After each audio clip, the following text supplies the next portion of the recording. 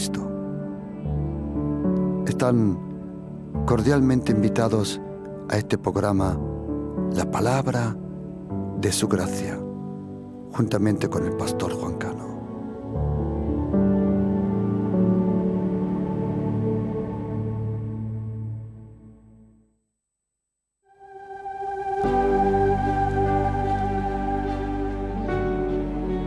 La Palabra de Su Gracia, con el pastor Juan Cano.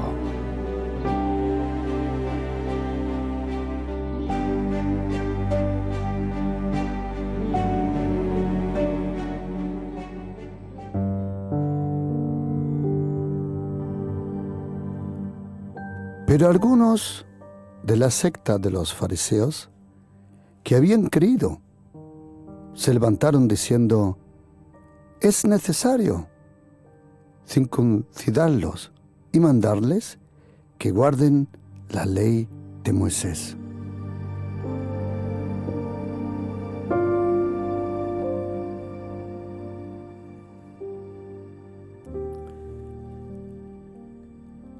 Cuando hace un poco tiempo me preguntaron qué pensaba yo, cuál era la religión más peligrosa de la tierra, puede decir que también un pensamiento político se puede convertir en algo como una religión. Si es, por ejemplo, lo que pasó a Alemania del año 1933 al 45. Adolf Hitler dijo: dame a Alemania y en 12 años no la vas a reconocer. Tuvo razón. A los 12 años Alemania estaba destruida. Y 55 millones habían muerto en esa Segunda Guerra Mundial. Para muchos alemanes, el pensamiento de los nazis era como una religión.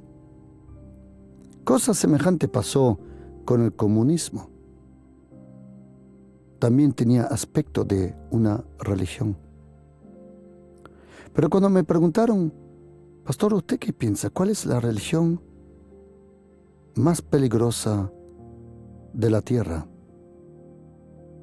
Entonces yo le pude decir: la religión más falsa, más peligrosa, es la que más se acerca a la verdad. No alcanza completamente la verdad, y eso lo hace tan peligroso. Y me preguntaron: entonces, ¿piensa que el Islam? Le dije: no. El budismo tampoco. Confucismo o cualquier otra religión. La religión más peligrosa de toda la tierra es aquella que se acerca tanto a la verdad, pero no lo es. Y leyendo el Nuevo Testamento, leyendo las cartas del apóstol Pablo, leyendo la carta a los Gálatas del apóstol Pablo, y leyendo en la carta de los Hechos, por ejemplo, capítulo 15, podemos ver que la religión más peligrosa y más falsa, más tóxica que existe, es aquella que quiere mezclar la gracia del Señor Jesucristo con el legalismo, con costumbres humanas, leyes humanas, o en este caso, con la ley de Moisés. El apóstol Juan nos dice claramente que la ley fue dada por Moisés, pero la gracia y la verdad vino. Yo sé que en español, en alemán dice vinieron, pero en griego dice vino por Jesucristo. El legalismo cristiano, el legalismo evangélico, y yo me considero, si tú me preguntas, ¿Usted es cristiano? Te digo de todo corazón. Si tú me preguntas, ¿evangélico? Claro, de todo corazón. Creo en la buena noticia, en el evangelio, o como se dice en griego, en el euangelio, que Jesucristo es el Hijo del Dios viviente. Creo en el Padre, creo en el Hijo y creo de todo corazón en la persona del Espíritu Santo. Creo de todo corazón que Jesucristo es el único camino. Creo de todo corazón que en esa cruz, a las puertas de Jerusalén, ese hombre que fue crucificado desnudo, Él pagó por todos nuestros pecados. Murió, pero al tercer día resucitó entre los muertos. Lo creo de todo corazón, que vino a buscar y a salvar lo que estaba perdido, como dice en Lucas 19:10. Creo de todo corazón que Él es el único camino que nos puede llevar a una relación cercana, íntima, profunda, con el único Dios vivo, el Padre. Creo de todo corazón que Jesucristo es el Rey de todos los reyes, que Él es el Hijo del hombre, que recibió todo el dominio, la gloria, el reino. Su dominio será dominio eterno. Y que Jesucristo a la misma vez es el Señor de los señores. Creo de todo corazón en la palabra, la Biblia, la palabra de Dios. Comprendo que cada uno tiene una relación personal íntima con la palabra,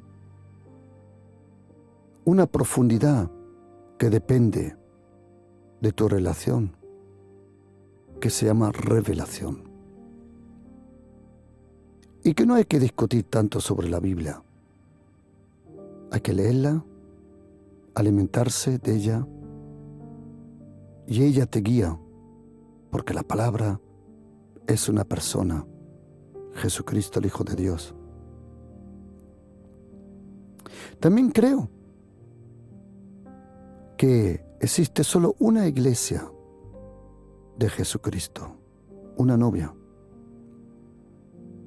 No creo que es solo la iglesia católica, tampoco la iglesia evangélica o bautista, adventista.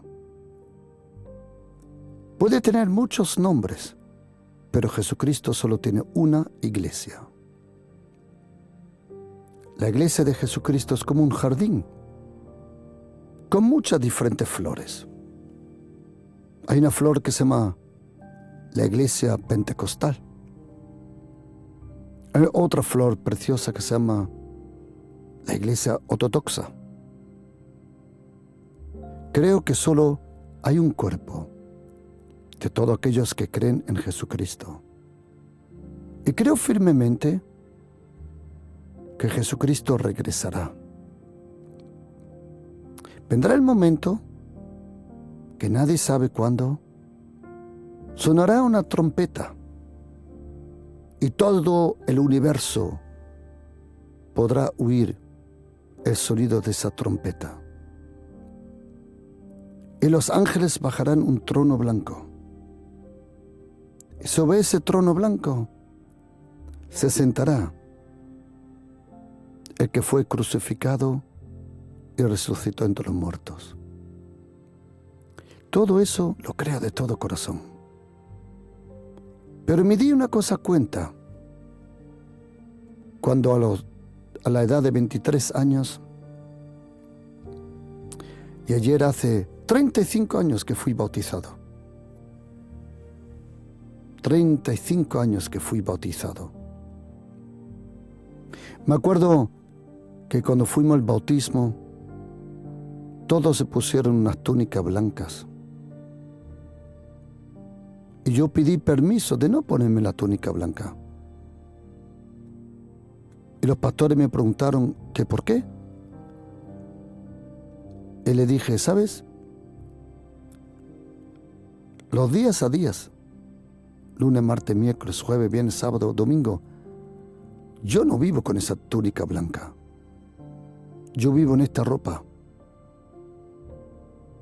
Y le dije, ¿me puedo bautizar con la ropa con cual voy a vivir? Me dijeron sí. Me metí justamente con la ropa que llevaba, me metí al agua. Porque sabía que cuando se iba a salir del agua, iba a tener a otra persona con cual me había vestido, que era Jesucristo. Me había revestido con Jesucristo. Pero me di rápidamente cuenta de una cosa, que hay mucho legalismo, religión, mandamientos, costumbres humanas, que no tienen que ver nada con la obra de Jesucristo y con su gracia. Me di cuenta que hay mucha religión muerta que había intentado de entrar a la iglesia de Jesucristo, a su cuerpo, y que había mucho legalismo, dureza y falta de gracia. Y me di cuenta que al conocer verdaderos judíos que vivían bajo el Antiguo Testamento, aunque ellos dicen que es el Testamento, la Biblia le llama el Antiguo Testamento, me di cuenta que hay cristianos que querían ser como los judíos, aunque el apóstol Pablo dijo que hay un peligro en eso, que el que quiere cumplir la ley como cristiano está bajo maldición. Lo dice en la carta de los Gálatas. Y que la única forma de vivir era vivir bajo la gracia de Jesucristo. Y en la carta de los Hechos, capítulo 15, podemos leer como justo semejante cosa pasó. Dice la Biblia que desde Jerusalén subieron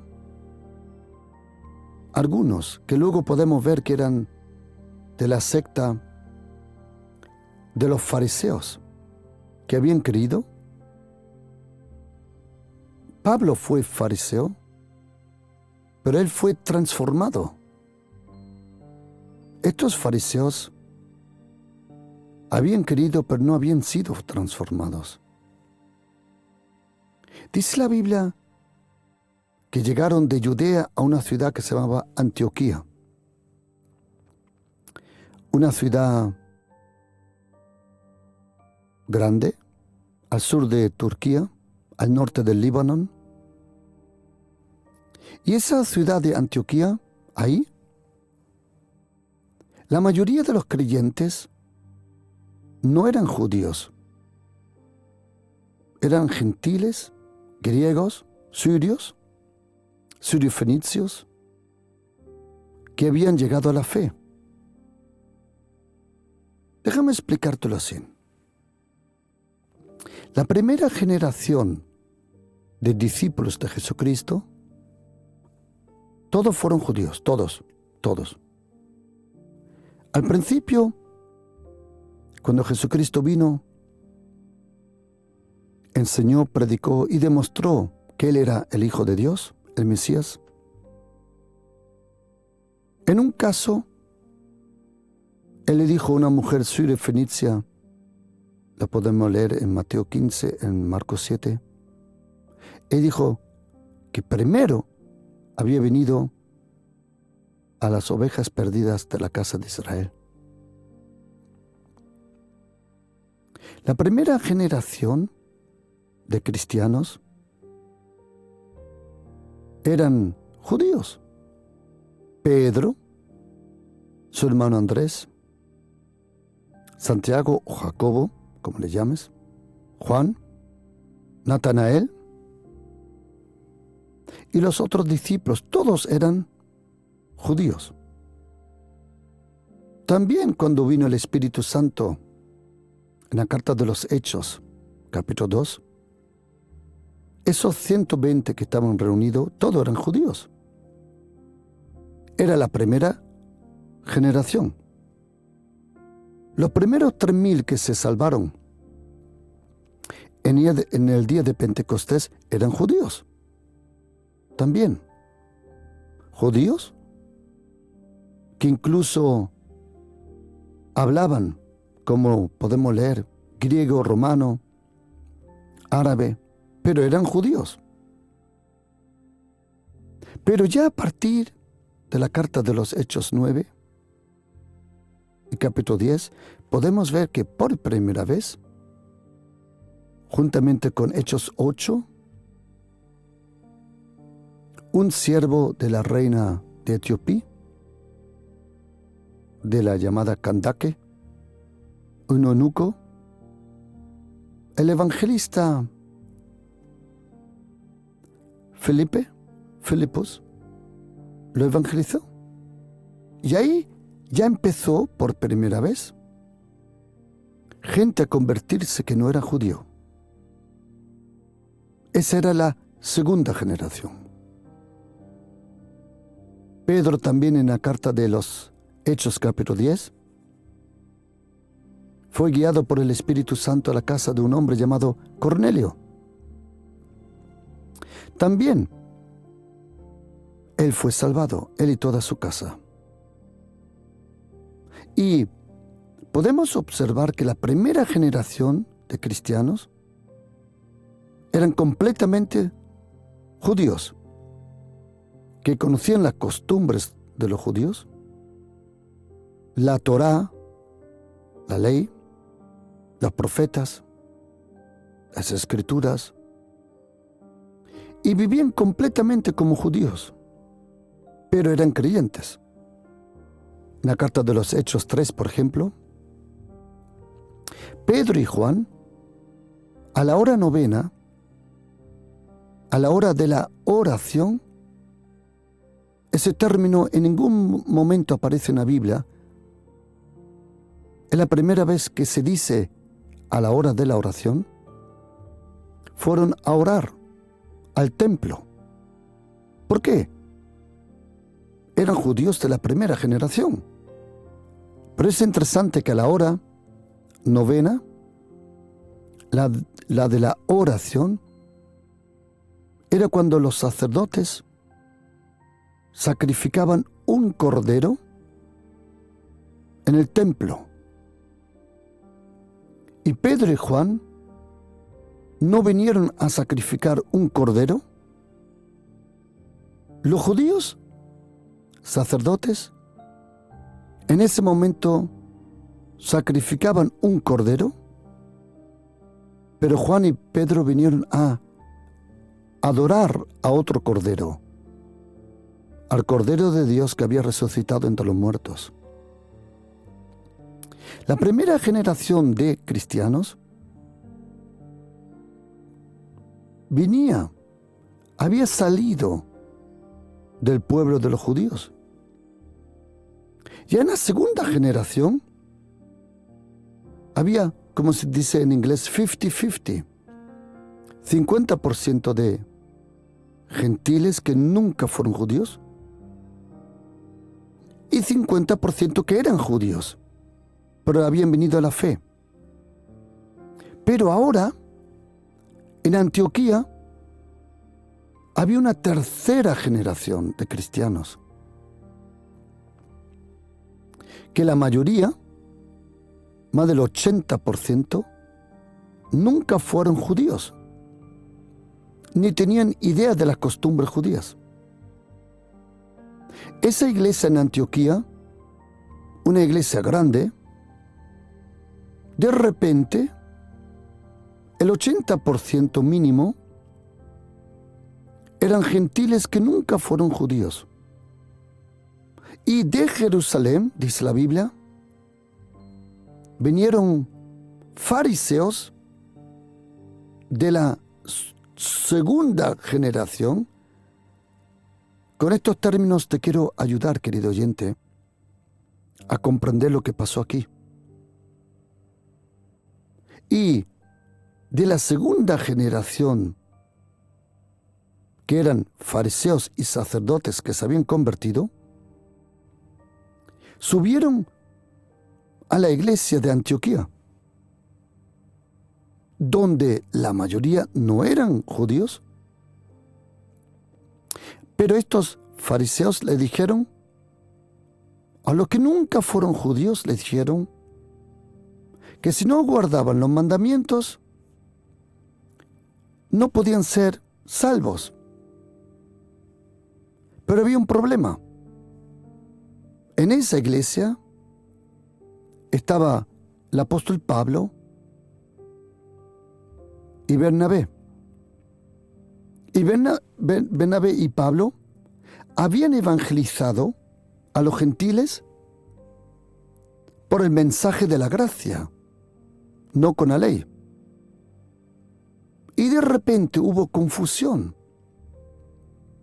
como diciendo, momento, Pablo, los fariseos que han venido dicen que nosotros, que no somos judíos, tenemos que vivir como judíos. Pero tú nos has dicho que si creemos en Jesucristo, entonces Dios el Padre nos da la justicia por la gracia. Nos santifica los corazones por la fe. Y de repente hubo confusión. ¿Qué hicieron? Como hubo una discusión y contienda no pequeña, dice la Biblia, se dispuso que fueran a Jerusalén Pablo, Bernabé y algunos de ellos, y que preguntaran a la primera generación. La tercera generación de gentiles, que fue inquieta por la segunda generación, dijeron, a ver, vamos a preguntarle a la primera generación cómo tenemos que vivir nosotros. Si es necesario que tenemos que cumplir la ley de Moisés, que nadie puede cumplirla. Nadie cumplió la ley de Moisés, solo Jesucristo.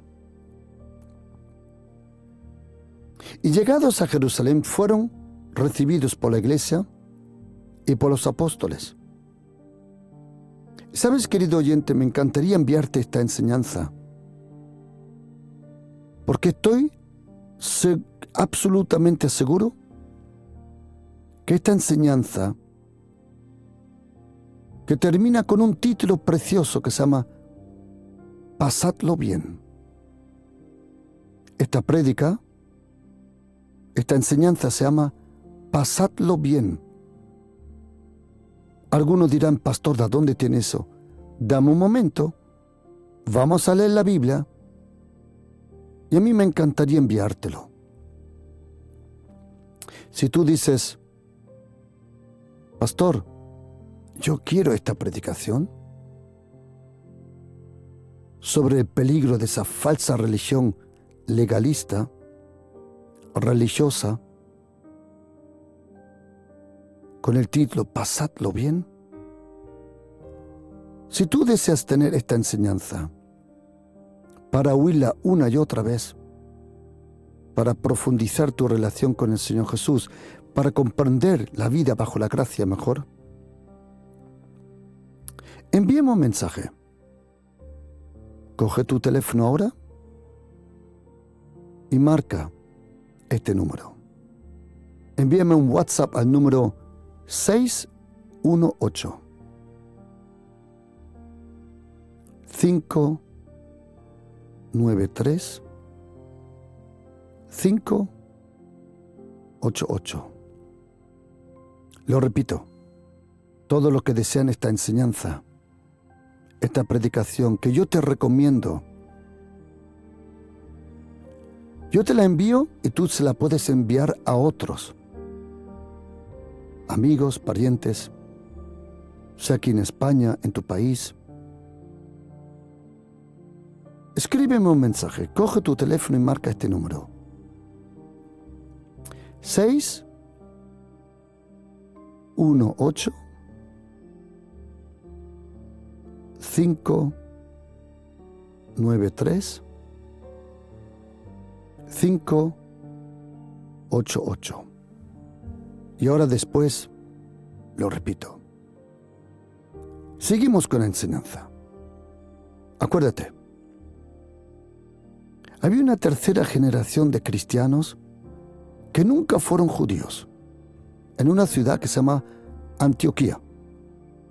Pero de Jerusalén, sin el permiso de los apóstoles, porque luego lo dicen, sin el permiso apostólico, subieron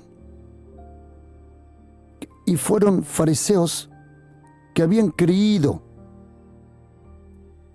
Y a esos gentiles que nunca fueron judíos le dijeron: vosotros no podéis ser salvos si no guardáis la ley de Moisés. Y el apóstol Pablo, que en la carta de los Gálatas capítulo 2 nos explica que a él le fue dado el evangelio de la gracia y que los otros apóstoles reconocieron que él tenía esa gracia para predicarle a los no judíos el evangelio de la gracia, como también dice en Hechos 20, versículo 24. Entonces Pablo, Bernabé y algunos de la iglesia de Antioquía fueron a Jerusalén. Y dice Hechos 15:4, y llegados a Jerusalén fueron recibidos. Pero cuando llegaron a la iglesia de Jerusalén, dice versículo 5, pero algunos de la secta de los fariseos que habían creído se levantaron diciendo: es necesario circuncidarlos y mandarles que guarden la ley de Moisés. Y dice la Biblia que los apóstoles se reunieron. Ese fue el primer concilio. Si tú haces un estudio sobre los concilios de la iglesia, te darás cuenta que los primeros 400 años eran concilios muy importantes que se hicieron sobre la naturaleza de Jesucristo, su preexistencia, sobre el Espíritu Santo. Luego los concilios, los otros, ya no tenían el mismo carácter. Pero el primer concilio verdadero de la iglesia es aquí, Hechos 15. Y la razón fue si era necesario que nosotros, que no somos judíos, si para nosotros era necesario circuncidarnos y guardar la ley de Moisés, el Antiguo Testamento. Dice la Biblia que entonces los apóstoles se reunieron para conocer este asunto. Y después de mucha discusión, versículo 7, Pedro se levantó y contó cómo el Señor lo escogió para que los gentiles oyesen por el apóstol Pedro la palabra del Evangelio y creyesen. Y dice el apóstol Pedro, y Dios, que conoce los corazones, le dio testimonio, dándole el Espíritu Santo, lo mismo a ellos como a nosotros. Y ninguna diferencia hizo entre ellos y nosotros. Y ahora oye, purificando por la fe sus corazones. Y el apóstol Pedro dice, momento, ahora ¿por qué entonces tentáis a Dios poniendo sobre la cerviz de los discípulos un yugo que ni nuestros padres ni nosotros hemos podido llevar? Pedro dice, pero hermanos, momento, si nosotros, ni tampoco nosotros, hemos podido cumplir la ley del Antiguo Testamento, ¿por qué le obligáis a los gentiles a hacerlo? Y dice el versículo 11, antes, creemos que por la gracia del Señor Jesús seremos salvos, de igual modo que ellos. Y toda la multitud se cayó.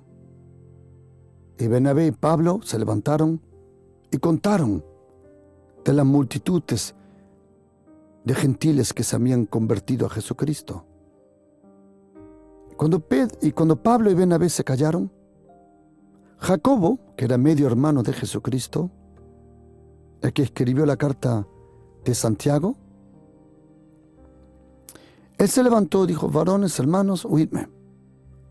Simón, aquí refiriéndose a Pedro, ha contado cómo Dios visitó por primera vez a los gentiles a través de la predicación de Pedro para tomar de ellos. Y aquí concuerdan las palabras de los profetas cuando dicen, después de esto volveré. Me acuerda esto al término de Terminator, Arnold Schwarzenegger, cuando dice, I will be back. Aquí Dios dice, I will be back. Si tú lees Biblias modernas, un lenguaje moderno inglés americano, pone aquí justo lo que dijo Arnold Schwarzenegger. I will be back. Volveré. Y reedificaré el tabernáculo de David, que está caído. ¿De qué tabernáculo estaba hablando? Al principio Dios puso un tabernáculo. A través de Moisés dio la orden de levantar un tabernáculo en el desierto, cuando salieron de Egipto. Un tabernáculo con cortinas, un lugar santo y un lugar pequeño santísimo, a donde solo el sumo sacerdote podía entrar. Ese tabernáculo, tú no podías entrar por sí, porque querías. No. Había un rito, había una ceremonia, habían reglas que cumplir. Se tenía que entrar con sangre. Y una vez al año el sumo sacerdote quitaba la cortina del medio del lugar santísimo y entraba ahí una vez al año. Ese es el tabernáculo que nosotros le podemos llamar el tabernáculo de Aarón. Porque luego había en el desierto otro tabernáculo, que era el tabernáculo de Moisés. Y dice la Biblia que Moisés, cuando quería tener comunión con el Señor, iba a ese tabernáculo. Pero luego había otro tabernáculo que cientos de años después, el segundo rey de Israel, el rey David, allí en el monte Moría, donde luego su hijo Salomón iba a edificar un templo, David puso un tabernáculo.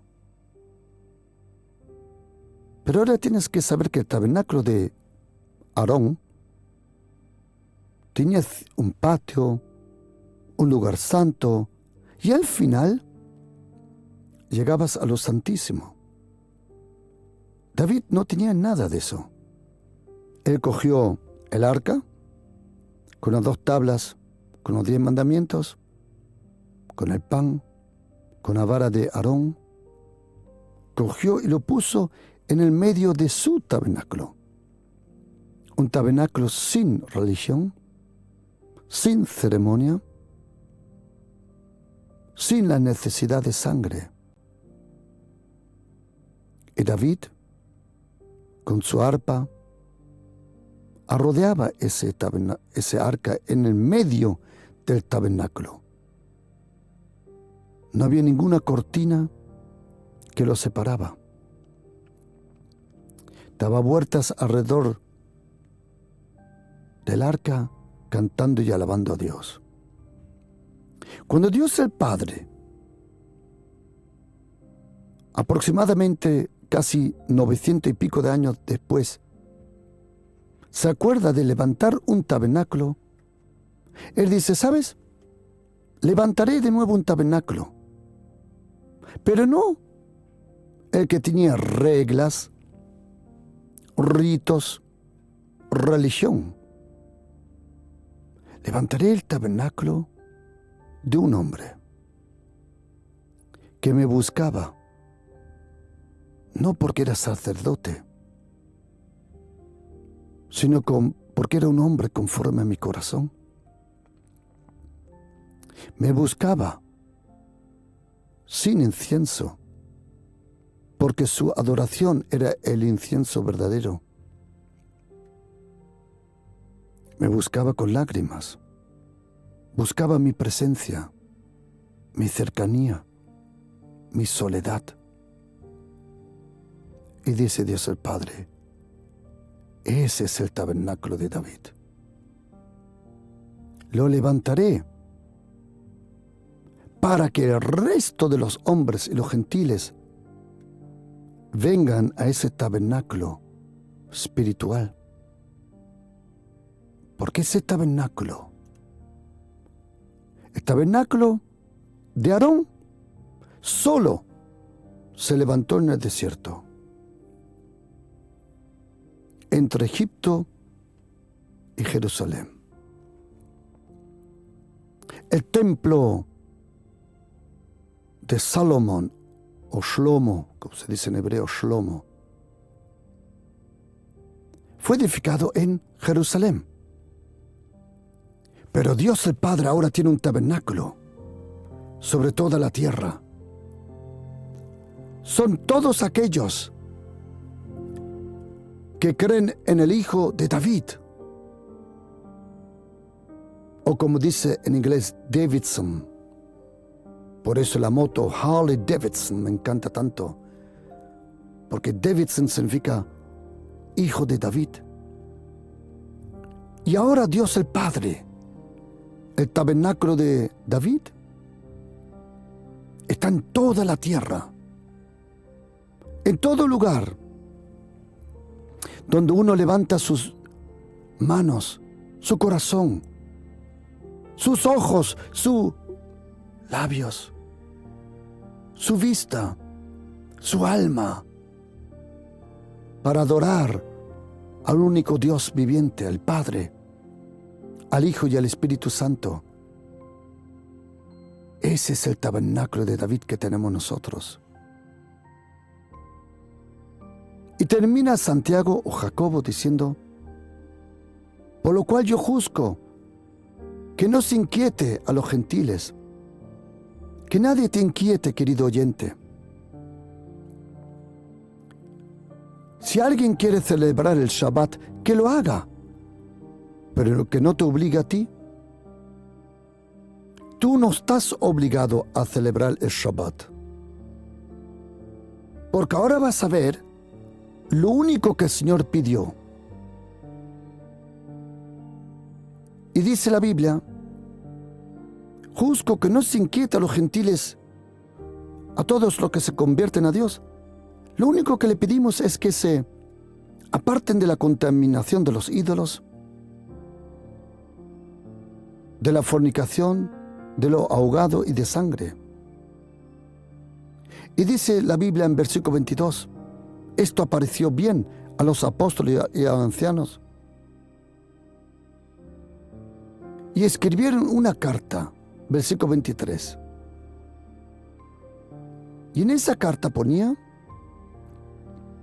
los apóstoles y los ancianos y los hermanos, a los hermanos de entre los gentiles españoles,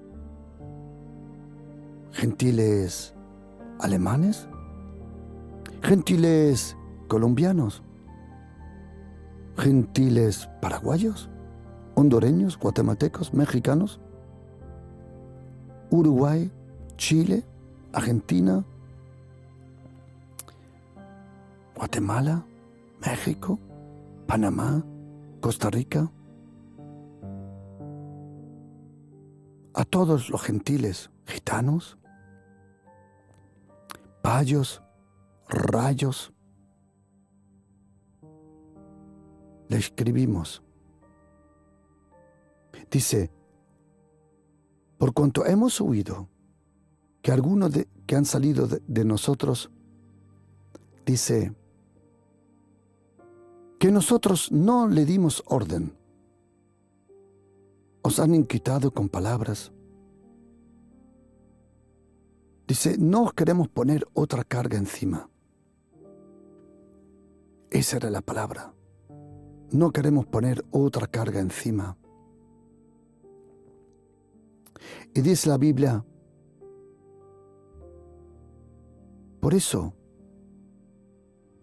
os enviamos a Pablo, a Bernabé, juntamente con esta carta. Y ahora oye lo que dice el versículo 28. Querido oyente cristiano, si tú eres católico, evangélico, adventista, ortodoxo, pentecostal, bautista, el versículo 28-29 es tan importante para nosotros, porque ahora la primera generación de cristianos que estuvo con Jesucristo, juntamente con el Espíritu Santo, escribe una carta. Y ahora oíd esto. Cuando yo estuve en el seminario bíblico, un profesor dijo que la primera carta que se escribió del Nuevo Testamento era la primera epístola a los tesalonicenses. Luego, poco tiempo después, vino un inglés, muy buen profesor de teología, y dijo que la primera carta que se escribió en el Nuevo Testamento era la carta a los Gálatas. Pero ¿sabe lo que me di cuenta? Que la primera carta del Nuevo Testamento no fue a los Gálatas, no fue a los tesalonicenses, no fue la primera epístola de Pedro o de Juan o la carta de los Hebreos. ¿Sabes cuál es la primera carta del Nuevo Testamento? Es la que escribió el Espíritu Santo. Es la única de todas las cartas, de todas, donde dice que el Espíritu Santo, y a nosotros no ha parecido bien. Es la carta del Espíritu Santo. La pregunta ahora, querido oyente, si eres católico, evangélico, presbiteriano, anglicano, ortodoxo, adventista, lo que sea, la pregunta es, ¿qué dijo el Espíritu Santo? Juntamente con la primera generación de cristianos. Oye lo que dice. Porque ha parecido bien al Espíritu Santo y a nosotros no imponeros ninguna carga. ¿Has oído? Ninguna carga más. Solo os pedimos esto: que os abstengáis de lo sacrificado a los ídolos, a los demonios, de no beber sangre de animales ahogados y de la fornicación. Déjame solo explicar lo de la sangre. O abstengáis de la sangre. ¿Qué significa eso? Que tú como cristiano, si te están operando, ¿no te pueden dar una transfusión de sangre? No, eso no lo está diciendo aquí. Es el beber la sangre. Beber sangre. Cualquier sangre. Me han preguntado, pastor, ¿un cristiano puede donar sangre? No. Me has comprendido mal. Un cristiano tiene que donar sangre. Porque la Biblia dice, Juan capítulo 1, en primera epístola de Juan, el que ama a los hermanos da su vida por sus hermanos. Por eso, ¿podemos donar sangre? ¡Claro! Tenemos que hacerlo. Y no solo eso. Si tú puedes, firma no sé cómo se llama en español, un contrato, que si tú falleces, que cojan tus órganos para dárselo a otras personas. Aunque os confieso una cosa, algunos de nosotros que han sido borrachos toda su vida, si cogen el hígado tuyo y lo trasplantan al otro, cuando el otro despierta con una borrachera. Y algunos de nosotros hemos fumado tantos porros, que si cogen tu pulmón y lo trasplantan, el otro despierta como Bob Marley, estoy seguro. Pregunta, ¿puede un cristiano donar sangre?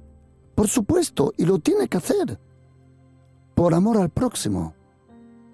¿Puede un cristiano donar sus órganos? Por supuesto, y teníamos que hacerlo.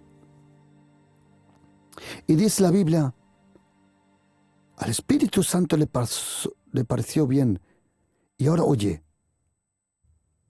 de las cuales cosas, si lo guardáis, hacéis bien. Y ahora oye cómo termina la carta del Espíritu Santo. ¿Queréis oírlo? Pasadlo bien. El apóstol Pablo termina con sus cartas diciendo, la gracia de Jesucristo esté con vosotros. Paz y gracia a vosotros. Todos se despiden con un saludo. El saludo del Espíritu Santo es, pasadlo bien, porque yo no voy a poner carga sobre vosotros. Algunos me dicen, pastor, a ver, momento. Si usted habla de la gracia y no le dice a la gente que guarde los mandamientos, cosa que no voy a hacer porque el Espíritu Santo no lo dijo. Querido oyente, mire, atención. Si tú de verdad eres cristiano, de verdad, y tienes una relación con Jesucristo, ha sucedido lo que dice el profeta Ezequiel 36, que el Señor te dio un nuevo corazón y un nuevo espíritu. Cuando yo me convertí, nadie me tuvo que decir lo que era pecado y no. La nueva naturaleza que yo tenía me enseñaba. Como dice Titus capítulo 2, versículos 10, 11 y 12, la gracia de Jesucristo me enseñó a vivir piadosamente en santidad. Cuando eres un cristiano verdadero, la nueva naturaleza de Jesucristo te enseña. Tú vives en santidad, no por guardar los mandamientos, no. Tú andas en la gracia, en el Espíritu guiado por el Espíritu Santo, sin hacer esas bobadas. Porque la nueva naturaleza en Cristo Jesús no quiere pecar. Pero tenemos que confesar que de vez en cuando somos tontos y bobos. Pero la gracia está con nosotros. ¿Sabe lo que dice el Espíritu Santo, querido oyente? Querido hermano católico, hermano, hermana adventista, bautista, pentecostal, ortodoxo, de cualquiera denominación. ¿Sabes cómo termina el Espíritu Santo su primera carta? Diciendo, pasadlo bien. ¿Cómo que pasadlo bien? Sí, pásalo bien. Disfruta la vida sin el pecado. Y si fallas, le pides perdón al Señor. Que te perdone y te levantas de nuevo y arrancas de nuevo tu vida. Porque el justo cae 7 veces al día. Pasadlo bien. Disfruta de tu vida con el Señor. Pasadlo bien. Pasadlo bien. Qué lindo mensaje del Espíritu Santo. No os quiero poner ninguna carga más encima. Pasadlo bien. Y sabes, querido oyente, cuánto me encantaría pedirte ayuda en este día. A todos los que me estáis oyendo, pediros ayuda para poder seguir transmitiendo el amor de Dios, de Jesucristo. Me estáis oyendo por Dynamis Radio, una radio que no le cobra a nadie nada. Todo lo hacemos gratuitamente.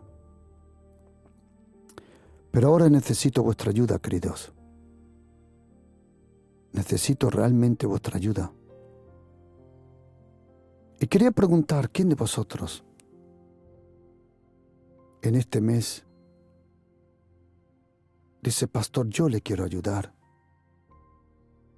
para que muchas más personas puedan oír el Evangelio de la gracia, el Evangelio de Jesucristo? Si tú me puedes ayudar, si tú lo tienes en tu corazón, porque la verdad que necesito vuestra ayuda. Estamos transmitiendo gratuitamente en muchos sitios, porque no le cobramos a ninguna iglesia, a ningún pastor. Todas las cuñas, todo lo hacemos gratuito, porque creo de todo corazón que con el Evangelio no se hace negocios. El Evangelio de Jesucristo no está para ganar dinero. Lo creo de todo corazón, lo vivo de todo corazón. Pero sí necesito vuestra ayuda para poder seguir transmitiendo gratuitamente. Quiero preguntar, ¿quién de vosotros dice, pastor, yo le quiero ayudar? Sean con 30, 50, 100, 200. En serio, en serio. ¿Quién me puede ayudar con una ayuda? Si tú dices, pastor, yo quiero ayudar, vamos a hacerlo así. Ahora después te envío este mensaje y te envío la cuenta bancaria. Y tú puedes enviarlo todo, tu ayuda, para que podamos seguir transmitiendo el amor del Señor Jesús. Si tú quieres ayudarme, mira, coge tu teléfono y marca este número. 618 593 588. Repito. 6 1 8 5 9 3 5 8 8. Queridos oyentes, gracias por todos lo que habéis dicho que me vais a ayudar. Shalom.